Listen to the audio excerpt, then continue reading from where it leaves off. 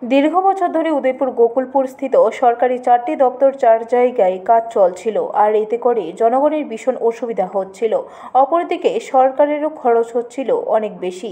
বর্তমান রাজ্যের মুখ্যমন্ত্রী প্রফেসর ডক্টর মানিক সাহার কাছে যখন বিষয়টি তুলে ধরা হলো, তখন তিনি বিষয়টি উপলব্ধি করতে পেরেছেন।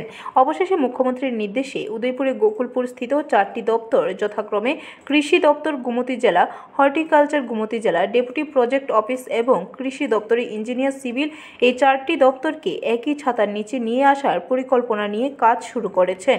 ইতিমধ্যে রাজ্য সরকার কাজের টেন্ডার ডেকে কাজ শুরু করেছেন। Deputy director of agriculture, deputy director of horticulture, deputy project officer, আরেকটা হবে executive engineer south agriculture, department of agriculture and farmers welfare.